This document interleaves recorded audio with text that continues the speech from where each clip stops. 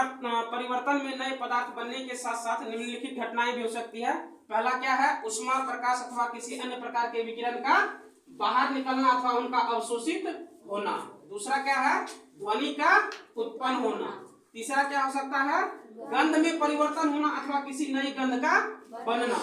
चौथा क्या हो सकता है, रंग में परिवर्तन होना। किसी में परिवर्तन होगा, रंग में भी परिवर्तन होगा। पांचवा क्या है, किसी गैस का बनना। अगला लिखा है कि किसी भी जब पदार्थ को जलाते हैं तो उससे क्या होता है, रासायनिक परिवर्तन होता है।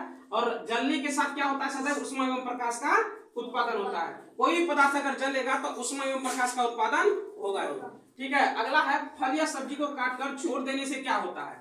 तो फल या सब्जी की सतह को हवा के ऑक्सीजन से संपर्क होने से, हवा के ऑक्सीजन से संपर्क होने से क्या होता है, काले भूरे रंग का नया पदार्थ बनता है। फल या सब्जी को अगर काट करके ऐसे ही तुम छोड़ देते हो तो उससे क्या होता है, काले और भूरे रंग का नया पदार्थ उसमें बनना शुरू हो जाता है। अब ये बनता क्यों है, ठीक है, कटे फल और सब्जी को अगर बाहर में काट करके छोड़ देते हैं तो ये काले भूरे रंग का पदार्थ क्यों बनता है।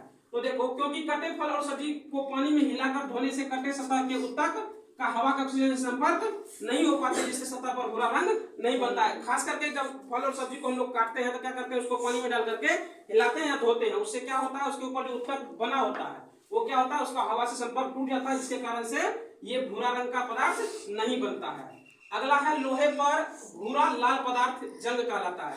जंग के लिए क्या है कि लोहे से बने पदार्थों पर भूरा लाल रंग के पदार्थ का बनना ही क्या कहलाता है, जंग कहलाता है। लोहे पर खास करके जो तुम लाल और भूरे रंग का पदार्थ देखते हो वो क्या कहलाता है, जंग कहलाता है।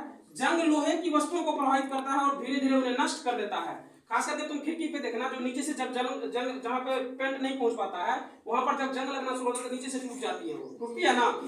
ठीक है। चूंकि लोहे का उपयोग फूल, जहाज, कार, ट्रक, कारखाने आदि का ढांचा बनाने और अन्य कई वस्तुओं को बनाने के लिए किया जाता है, अतः जंग लगने के कारण होने वाली आर्थिक हानि बहुत अधिक है। खास करके जब तुम फैक्ट्री या कई बड़े बड़े शहरों में देखोगे तो लोहे से ही ढांचा तैयार किया जाता है, उसमें कई सारे वर्कर काम करते हैं। अब अचानक से अगर बहुत दिनों तक उसका गैल्वेनाइजेशन नहीं हो पाए तो क्या होता है, धीरे धीरे जंग लगती है और वो क्या होता है, टूट करके गिर जाती है, जिससे आर्थिक हानि हम लोगों को बहुत ज्यादा देखनी पड़ती है।